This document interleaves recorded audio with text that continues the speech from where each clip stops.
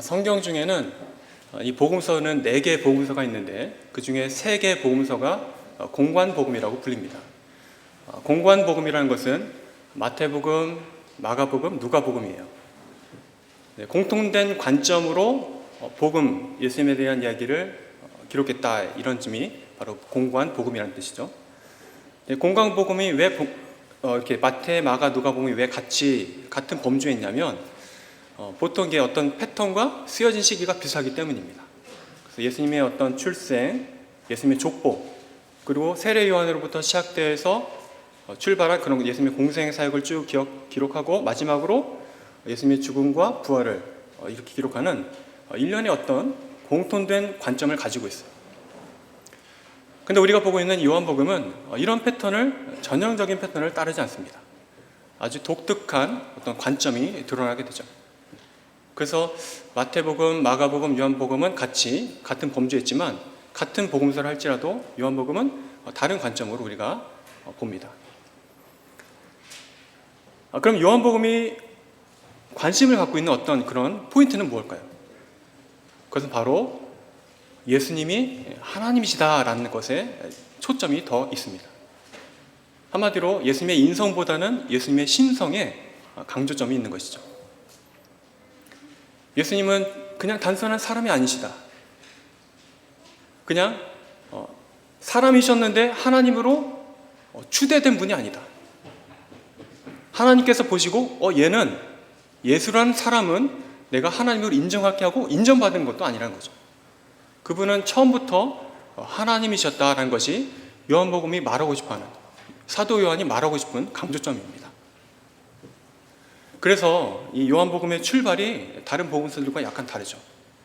요한복음을 처음에 읽으면 우리는 이제 구약 성경 중에 가장 첫 번째 성경책인 창세기를 떠올리게 됩니다. 요한복음 1장 1절에 이렇게 말하죠.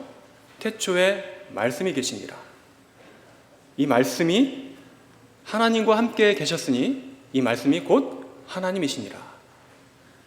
근데 창세기 1장 1절에도 태초에 하나님이 천지를 창조하시니라 이러고 있습니다.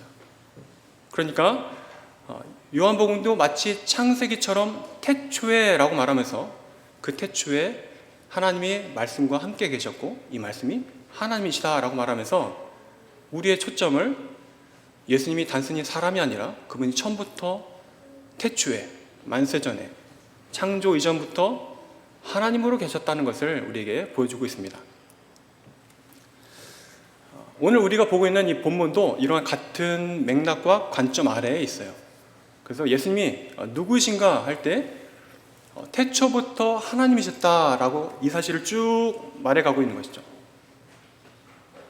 그 하나님이 우리의 구원을 위해서 이 땅에 오셨다. 이거를 지금 요한복음 1장 서두에서 계속 말하고 싶어 하는 겁니다. 그래서 이 하나님께서 이 땅에 오신 것을 쭉 설명하면서 이제 14절에 오면 예수님에 대해서 이렇게 3가지로 정리하게 됩니다. 14절 보시면 말씀이 육신이 되어 우리 가운데 거하시매 우리가 그의 영광을 보니 아버지의 독생자의 영광이요 은혜와 진리가 충만하더라 라고 말합니다. 여기에는 아까 어린 성경에서 말했던 것처럼 3가지 내용이 담겨 있죠. 첫 번째, 말씀이 육신이 되셨다는 것. 두 번째, 그분의 영광이 아버지의 독생자의 영광이라는 것. 세 번째, 그분은 은혜와 진리가 충만하시다는 것. 이 3가지입니다. 먼저 말씀이 육신이 되셨다라는 말은 하나님이 사람이 되셨다라는 것과 같은 말입니다.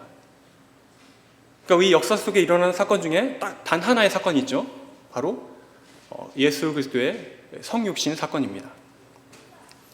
근데 이것은 하나님께서 사람으로 형질이 변화된 것이 아니고 또 멀리서 저 하나님이 예수의 몸을 조종해가지고 하나님이 이제 예수의 몸을 조종해서 마치 하나님인 것처럼 활동했다 이런 것도 아닙니다. 그 말 그대로 하나님께서 진실로 사람이 되셨다는 것이죠. 실제로 인간의 몸을 입고 하나님이 이 세상에 오셨습니다. 사람의 인성을 취하셔서 몸소 그분이 구원의 길을 열어주셨습니다. 그분이 바로 예수님이다라는 것이죠.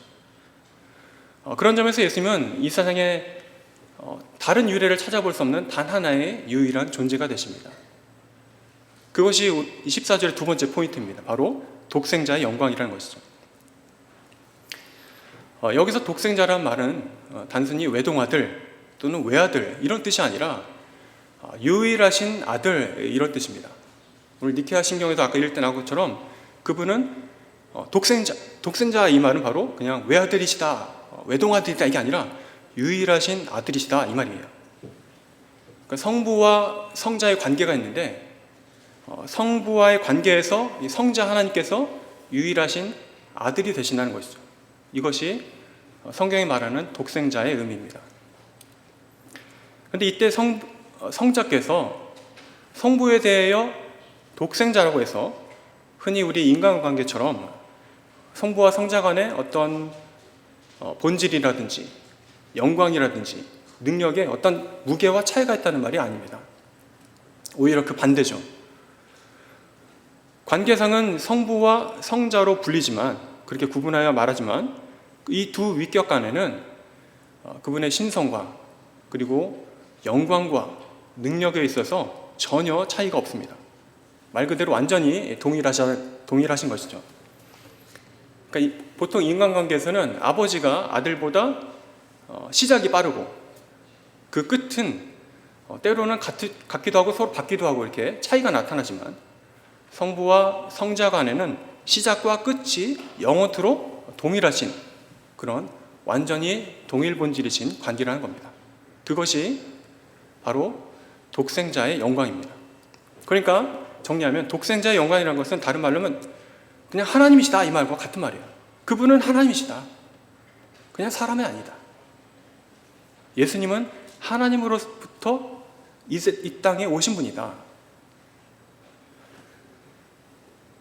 이 독생자의 영광을 그러니까 다른 어떤 존재가 그 어떤 존재라도 누릴 수 없고 얻을 수 없다는 겁니다. 바로 그분에게만 돌려질 수 있는 영광이라는 거죠. 비록 성자 하나님께서 이 땅에 오셨지만 육신을 입으셨지만 그럼에도 불구하고 여전히 그분은 참 하나님으로서 독생자로서 영광을 받으시는 겁니다. 육신을 입으셨다고 해서 독생자 영광이 생기는 것이 아니고 그분의 본질이 그분의 신격이 본질적으로 독생자라는 거죠. 영광이라는 거죠. 그래서 이 세상 가운데 유일하게 하나님이시면서 동시에 사람으로서 참 하나님이시자 참 사람으로서 유일한 아들, 독생자가 되시는 겁니다. 그렇게 우리에게 영광 받으시는 겁니다. 그 세 번째는 바로 은혜와 진리가 충만하신 분이라고 예수님에 대해서 설명합니다. 여기서 진리라는 말은 너무나 분명합니다. 진리라는 것은 구원에 관한 참된 지식을 진리라고 말하는데 요한복음에서는 예수님이 종종 자기 자신을 가리켜서 내가 곧 길이요 진리요 생명이라고 말합니다. 진리를 알지니 진리가 너희를 자유케 하리라 할 때 그것은 곧 자기 자신을 가리키는 말입니다. 그러니까 성경을 쭉 보면 진리가 어디 있나 이렇게 찾을 필요가 없어요. 예수님을 보는 것이 곧 진리입니다. 우리는 예수님이 진리인 것을 분명히 알게 되는 것이죠. 그런데 문제는 다른 한 단어, 바로 은혜라는 단어입니다. 은혜는 있잖아요. 되게 묘한 단어예요. 볼 때마다 느낌이 다르고 볼 때마다 해석이 달라지고 볼 때마다 그 의미가 달라지게 됩니다.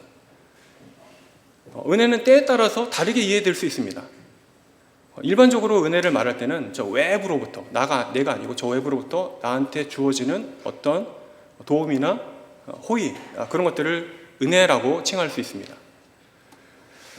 하지만 그렇게 외부로부터 어떻게 나에게 도움을 주는 그런 도움이나 혜택 이런 것들을 내가 받는다 그런 개념들은 우리 기독교에만 있는 것이 아니고 흔히 볼 수 있는 거 우리 세상 가운데 흔히 볼 수 있고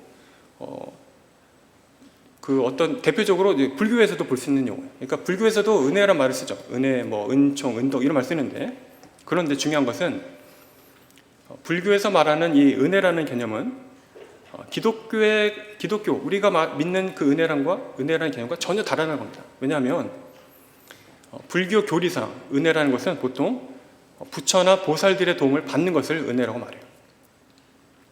그러니까 그들의 교리상 어떤 사람이 자기 목표가 있을 거 아니에요. 해탈이라든지 열반이라든지 이런 경제 이익을 위해서 막 이렇게 기도하고 정진하는데 그때 석가모니나 보살들의 도움을 구할 수가 있다는 거예요. 근데 그 도움을 받으면 그것은 은혜인 거예요. 은혜. 하지만 성경이 말하는 은혜는 그런 은혜가 아닙니다. 불교가 말하는 은혜가 단순하게 뭔가를 얻어내기 위한 그런 수단에 불과하다면 성경이 말하고 있는 은혜는 그런 단순한 수단이 아니라 그 자체가 신앙의 목적이고 또 그 자체가 내용이기 때문입니다. 다시 말해서 성경이 말하는 은혜는 구원에 대한 하나님의 계획으로서 특히 예수님의 공생의 사역과 관련이 있습니다. 모든 사람이 하나님의 영광에 이룰 수 없기 때문에 이 죄인을 구원하시려고 하나님이 친히 사람이 되도록 우리에게 오신 사실, 그 팩트, 그 사건, 그것이 은혜인 것이죠. 그래서 이 하나님께서 이 땅에 오셨다는 이 사건을, 이 역사적 사실을 믿는 것, 그것을 믿는 믿음으로만 구원하겠다, 그런 방법을 제시하고 그렇게 정하신 것, 그것이 또 은혜인 것이죠. 이러한 모든 총체적인 하나님의 구원에 관한 작정과 구원의 역사가 우리 교회가 말해왔던, 고백해왔던 은혜인 것입니다. 이런 점에서 보면 우리가 가까운 비슷한 형제라고 말할 수 있는 예를 들면 로마 가톨릭 교회, 천주교회도 하나님의 은혜라는 범주 아래 같이 있다고 할 수도 있어요. 하지만 그들 천주교 교리를 또 잘 들여다보면 우리가 믿는 그 은혜 개념하고 그들이 믿는 은혜 개념이 약간은 뉘앙스가 다르다는 것도 알게 됩니다. 그만큼 은혜라는 개념이 좀 복잡한 것이죠. 왜냐하면 천주교에서 말하고 있는, 교리에서 말하고 있는 은혜는 어떤 인간의 협동을 전제로 하는 것입니다. 먼저 하나님께서 베풀어 주시는 그런 측면이 있고 사람이 거기에 대해서 반응하는 측면이 결합해야 은혜가 완성된다, 이렇게 설명하고 있는 것이죠. 꼭 천주교가 아니어도 우리 복음주의권에서도 얼마든지 그런 얘기 할 수 있어요. 하나님의 은혜에 반응해야 된다, 이런 식으로.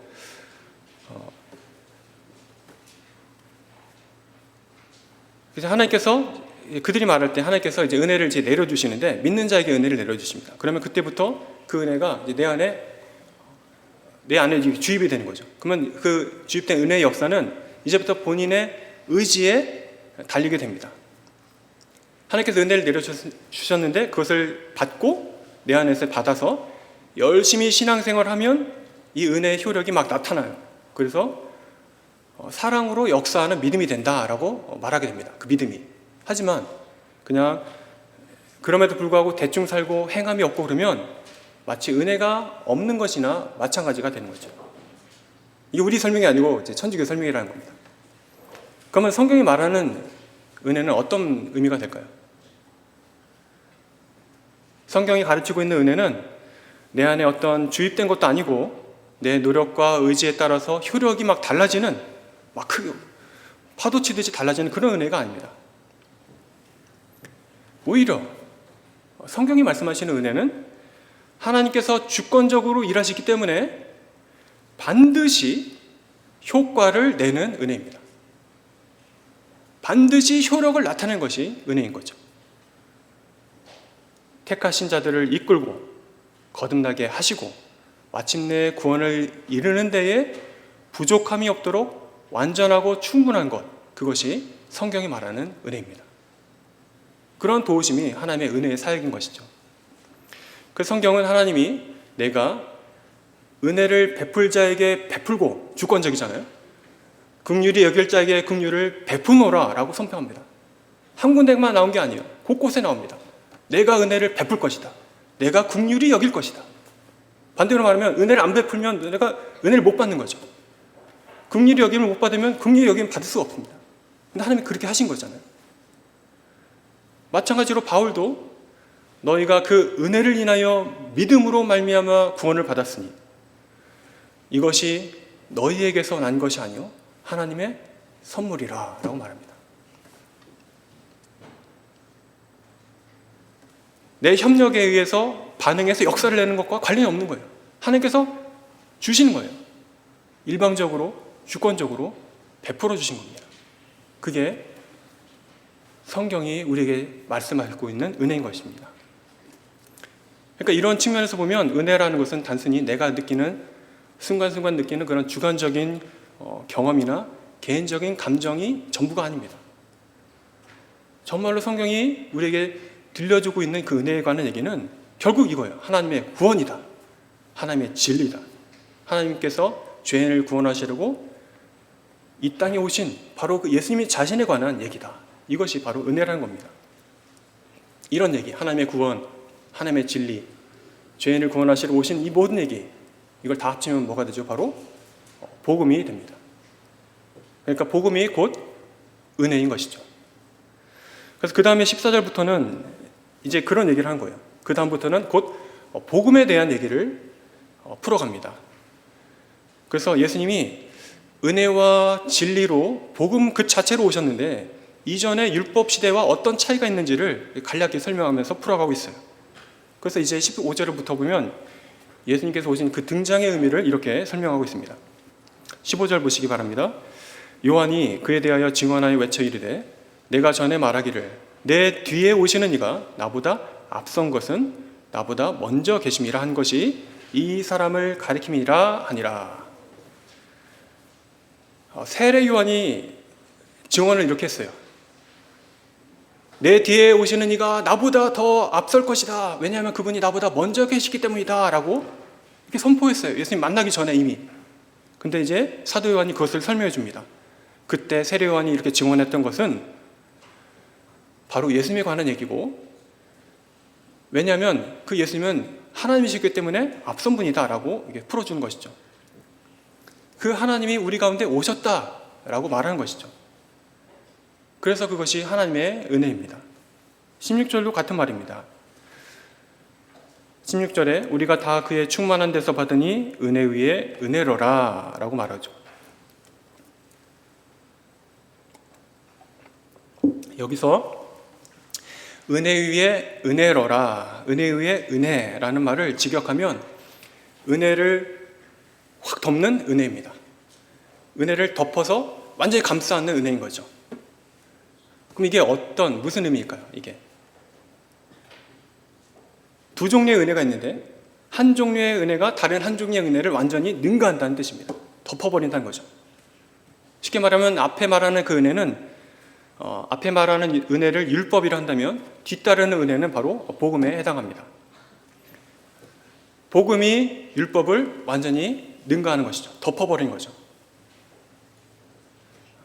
이 말씀의 의미는 바로 뒤에 나오는 바로 17절을 보면 더 분명해집니다. 17절 보시면 율법은 모세로 말미암아 주어진 것이요 은혜와 진리는 예수 그리스도로 말미암아 온 것이라. 여기서 율법과 은혜와 진리가 대비되는데 동사가 약간 달라요. 율법은 주어졌다고 말하고 은혜와 진리는 왔다고 말합니다. 그러니까 여기서 율법은 이제 왔는데 직접 온 게 아니에요. 그것은 주어진 거예요. 주어졌으니까 뭐냐면 뭔가 모세를 통해서 주어졌기 때문에 다른 실체가 있다는 거죠. 근데 은혜와 진리는 그냥 온 거예요. 그러니까 다시 정리하면 율법은 앞으로 올 은혜와 진리의 어떤 모형과 그림자로 주어졌지만 복음은 그 은혜 자체로 왔다는 거죠. 역사 가운데 실제로 나타났다는 것입니다. 이런 얘기는 결국 예수 그리스도의 성육신 사건을 말합니다. 예수님의 임재, 성육신 사건입니다. 그러니까 예수님이 바로 은혜 위에 은혜로라. 예수님이 바로 복음이라 그 율법이라는 그런 그림자로서 은혜를 능가하는 그 은혜 자체이시다. 복음이시다라고 말한 것이죠. 율법, 그러니까 은혜의 그림자에 비할 수 없는 은혜의 본체가 되신다. 역사 가운데 오신 하나님이시다. 하나님의 선물이요 하나님의 구원이시다. 따라서 이 은혜와 진리는 예수님 한 사람을 가리키며 그분에게 초점을 모으도록 합니다. 그리고 이 은혜와 진리는 따로따로 분리되지 않고 같이 갑니다. 은혜와 진리는 함께 갑니다. 그러니까 예수님에 대해서 많이 알아갈수록 우리는 어떻게 될까요? 진리로 충만해집니다. 또 동시에 예수님에 대해서 많이 알아갈수록 우리는 은혜로 충만해질 수밖에 없습니다. 사실 우리의 신앙에는 여전히 의롭다 하심을 받았지만 그럼에도 불구하고 은혜와 진리가 필요합니다. 그래서 우리의 신앙이라는 것은요, 은혜와 진리이신 예수님을 알아가는 삶이라고 할 수 있습니다. 그러니까 단순히 예수님이 내가 구원을 받기 위한 어떤 도구나 수단에 지나는 것이 아니라 그분 자체를 알아가고 또 그분과 함께 살아가는, 그분이 목적이 되고 내 삶의 이유가 되는, 근거가 되는 삶이 바로 우리 신자의 삶이 되어야 한다는 것이죠. 이 땅에서 우리가 하나님의 부르심을 받고 의롭다 하심을 얻고 거룩하게 하심을 따라서 영화에 이르는 모든 전 과정들이 예수님을 알아가는 과정이 되어야 합니다. 그래서 내 힘과 내 능력으로 내가 구원을 이렇게 막 만들어가는 것이 아니라 하나님이 나를 이렇게 구원해 가고 계시는구나, 이것을 깨닫는 그런 삶이 되어야 합니다. 진실로 우리의 삶은, 우리 한 사람 한 사람의 삶의 그런 이유는 바로 예수님 한 사람을 통해서만 우리는 발견할 수 있습니다. 예수님을 지나야 내 삶의 이유가 드러나고 예수님을 통해서만 내 존재의 목적이 밝혀지게 되는 것이죠. 그래서 예수님을 통해서 내 삶을 비춰볼 때 내가 하나님께 이렇게 은혜를 받은 사람이었구나, 하나님이 나를 이렇게 사랑하는 사람이었구나, 내가 이 하나님의 구원 계획에 속한 사람이었구나, 이것을 하나님의 은혜 안에 있는 사람을 우리가 발견하게 되는 것입니다. 그렇게 우리는 주님의 은혜와 진리 안에 살아가는 것입니다. 여기에 우리 하나님의 위로가 있습니다. 택하심을 받은 모든 사람들에게, 신자들에게는 중요한 얘기입니다. 택하심을 받은 모든 신자들에게는 하나님의 은혜가 결코 마르지 않습니다. 죄인을 거듭나게 하시고, 하나님은 너 거듭났으니 이제부터 네 마음대로 살아라, 이렇게 끝나는 것이 아니에요. 계속 은혜를 베풀어 줍니다. 거듭나게 하시고 새로운 심령과 의지를 불어넣어 주십니다. 우리를 설득하시고 우리를 이끌어 가십니다. 너 이제부터 모르겠다, 너 구원받았으니 네 마음대로 해봐라, 이게 아니에요. 계속해서 우리를 말씀으로 교훈하시고 이끌어 주시고 인격적으로 대해주십니다. 새로운 심령을 부어주시고 할 수 있도록 의지를 새롭게 하십니다. 한번 싸워봐라, 이렇게 하지 않아요. 도와주신 거예요. 그리고 이 모든 과정 속에서 기꺼이 내가 하나님을 기쁘시게 하겠구나, 내가 하나님 뜻대로 살아야겠다, 강제로가 아니라 기꺼이 내가 순종의 열매를 맺도록 하나님께서 그렇게 은혜를 충만하게 부어주신 것이죠. 하나님을 사랑하고 하나님을 기뻐하고 또 하나님께 순종하는 길을 걸어가도록 하나님은 끝까지 우리를 붙들어 주시고 이끌어 주신 것입니다. 이런 모든 우리 전 과정을 볼 때 택하심을 받은 사람들의 구원이 결코 철회되지 않다고 말하는 것이죠. 내 힘과 내 능력으로 한다면 구원이 취소될 수 있을 거예요. 하지만 하나님께서 그렇게 우리를 붙잡아 가고 계시기 때문에, 붙잡아 가실 뿐만 아니라 우리의 의지를 새롭게 하시고 또 우리가 기꺼이 따르도록 이끌어 주시기 때문에 하나님은 우리를 결코, 하나님이 택하신 자들을 결코 포기하지 않으신 겁니다. 그러므로 여러분 한 사람 한 사람들이 우리가 여전히 하나님께 은혜를 입은 인생임을 늘 기억하게 되시기를 바랍니다. 그리고 결코 낙심하지 마세요. 오늘 성경이 우리에게 위로하시고 증거하는 것처럼 예수님 우리의 삶에 은혜와 진리로 충만하신 뿐만 아니라 예수님 우리에게 은혜 위에 은혜를 더하시는 분이기 때문입니다. 그래서 마지막에 우리가 이렇게 하나님의 은혜 가운데 살다가 은혜의 보좌 앞으로 담대히 나아가며 그 하나님께 이를 때까지 우리가 이미 받은 그 구원을 기뻐하고 또 앞으로 완성될 구원을 기대하면서 우리의 심령과 의지를 다하여 기꺼이 하나님을 기쁘시게 하는 그리스도를 따르는 그런 삶이 되기를 바랍니다.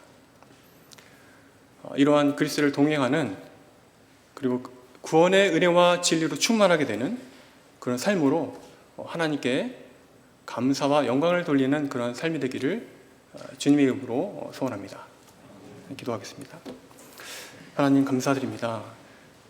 주께서 우리 삶에, 우리 인생에 찾아오셔서 은혜와 진리가 되어주신 것을 감사합니다. 이 말씀을 붙잡고 예수 그리스도를 기쁘시게 하고 하나님께 영광 돌리는, 하나님을 기뻐하게 하는 삶을 살 수 있도록 우리 삶을 여전히 이끌어 가시고 함께하여 주옵소서. 예수님 이름으로 기도합나이다. 아멘.